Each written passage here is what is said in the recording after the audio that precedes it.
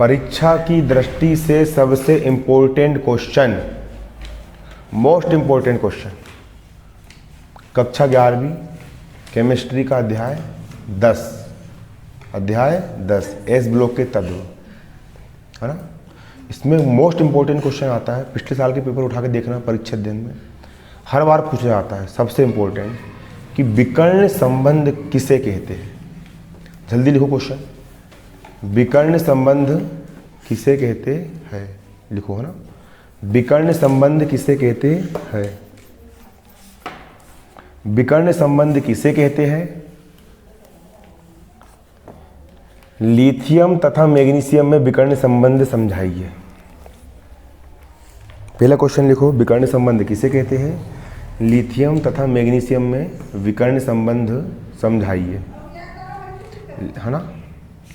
और लिथियम और मैग्नीशियम में विकर्ण संबंध समझाइए। और एक क्वेश्चन और लिखो, एक क्वेश्चन और लिखो कि विकर्ण संबंध किसे कहते हैं। एक क्वेश्चन और लिखो कि विकर्ण संबंध किसे कहते हैं। बेरिलियम तथा एल्यूमिनियम के मध्य विकर्ण संबंध समझाइए। बेरिलियम तथा एल्यूमिनियम के मध्य विकर्ण संबंध समझाइए। बेरिलियम तथा एल्यूमिनियम के मध्य विकर्ण संबंध को समझाइए। बेरिलियम तथा एल्यूमिनियम के मध्य, बेरिलियम तथा एल्यूमिनियम के मध्य विकर्ण संबंध को समझाइए। विकर्ण संबंध को समझाइए।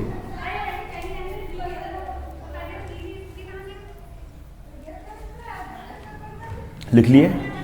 अब समझो होता क्या है विकर्ण संबंध। विकर्ण संबंध क्या होता है। आपने आवर्त सारणी देखियो, देखियो आवर्त सारणी, देखियो आवर्त सारणी। आवर्त सारणी में क्या होता है, मैं आपको आवर्त सारणी पर ले चलता हूँ, जो होती है आपकी आवर्त सारणी। ये क्या होती है, आपकी आवर्त सारणी होती है। आवर्त सारणी में ये जो आपकी पहली लाइन है, इस पहली लाइन को अपन बोलते प्रथम आवर्त, दूसरी लाइन को अपन बोलते द्वितीय आवर्त, और तीसरी लाइन को हम क्या बोलते तृतीय आवर्त, बोलते तृतीय आवर्त। तो आपने तो पढ़ चुके हो कि लिथियम जो होता है वो अपने समूह के अन्य सदस्यों से भिन्नता दर्शाता है ना। जो लिथियम होता है तो फर्स्ट तत्व होता है, उसके जो गुण है, उसके अंदर की जो क्वालिटीज़ होती है वो अपने समूह के अन्य तत्वों से हटके होती है। और उसका जो शुरू का जो बेरिलियम होता है, ये बेरिलियम है ना, ये भी अपने नीचे वाले सदस्यों से भिन्नता प्रदर्शित करता है।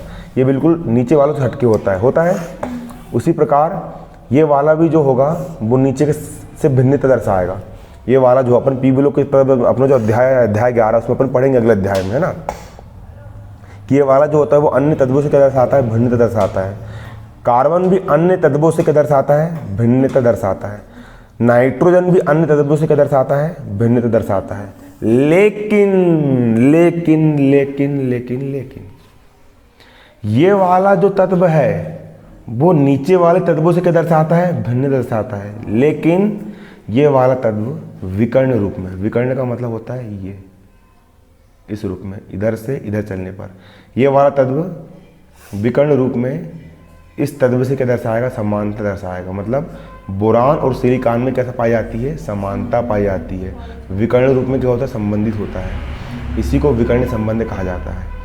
कार्बन और फास्फोरस, ये तो कार्बन तो सिलिकॉन से भिन्नता दर्शाएगा।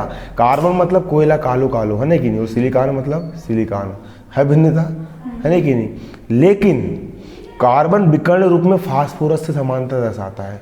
कार्बन और फास्फोरस में क्या पाई जाती है, समानता पाई जाती है ना। तुम 11वीं क्लास में याले समूह के बारे में पढ़ोगे, और 12वीं क्लास में इधर के 4 समूह के बारे में, और डी समूह के बारे में, और एक ब्लॉक के बारे में पढ़ोगे।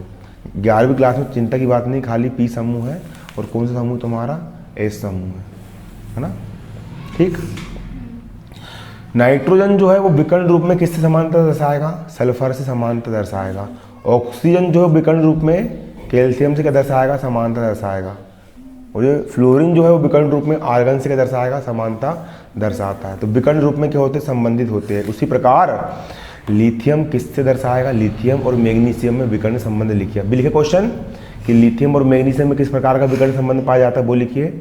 अब बेरिलियम किस दर्शाया, ध्यान तो कुछ है नहीं। तो बेरिलियम जो होता है ना, वो विकर्ण रूप में ये इतना लंबा विकर्ण एल्यूमिनियम दर्शाता है। बेरिलियम और एल्यूमिनियम में क्या पाई जाती है? समानता है पाई जाती है। क्लियर? धर लियो उसको, है ना। अब आगे देखो यहाँ क्या होता है। द्वितीय आवर्त क्या होता है आपका दूसरा आवर्त होता है क्या? लिथियम होता है। लिथियम के बाजू में क्या होता है? बेरिलियम होता है। बेरिलियम के बाजू में बोरान होता है, और बोरान के बाजू में क्या होता है?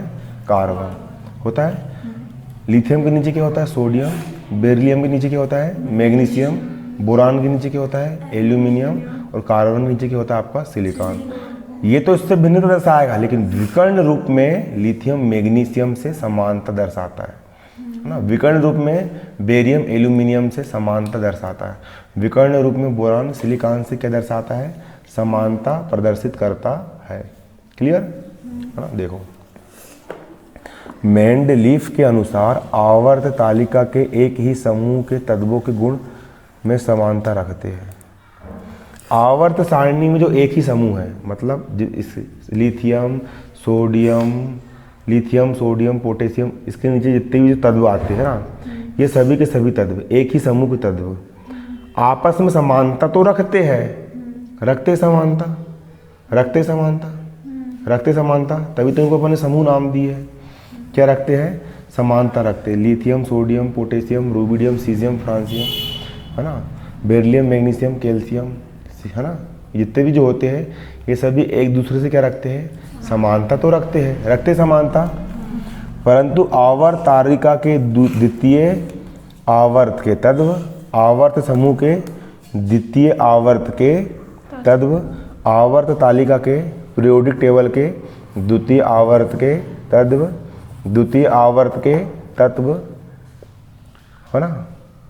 उदाहरण के लिए 3 तत्व कौन कौन से? लिथियम द्वितीय आवर्त का तत्व है। अगला बेरिलियम द्वितीय आवर्त का तत्व है। और बोरान भी कौन से आवर्त का तत्व है? द्वितीय आवर्त का तत्व है। लिथियम बेरिलियम और बोरान द्वितीय आवर्त के तत्व। कौन से आवर्त के तत्व? द्वितीय आवर्त के तत्व, है ना।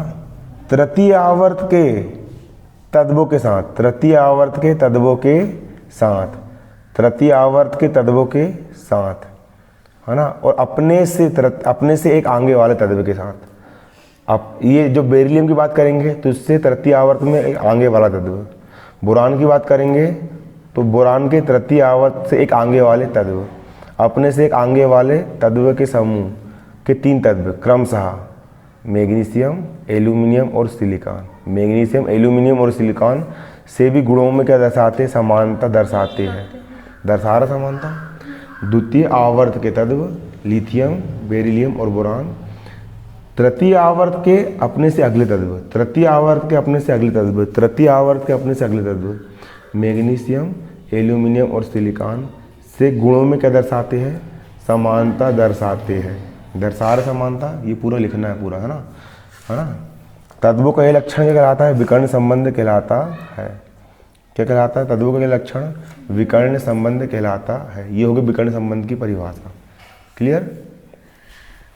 इसका कारण क्या है? इसका कारण विकर्ण पर स्थित इन तत्वों के आवर्ती गुणों के परिमाण लगभग समान हो जाते हैं। इसकी आयनिक त्रिज्या ऐसा बराबर है। विकर्ण संबंध में से इतना लिख लेना है। विकर्ण संबंध कहलाता यहाँ से लेके यहाँ तक। क्लियर? क्वेश्चन होता है विकर्ण संबंध किसे कहते हैं, ये तुमको लिखना पड़ता है। ठीक, जो होता है विकर्ण संबंध कौन बताएगा? ये होता है तुम्हारा विकर्ण संबंध।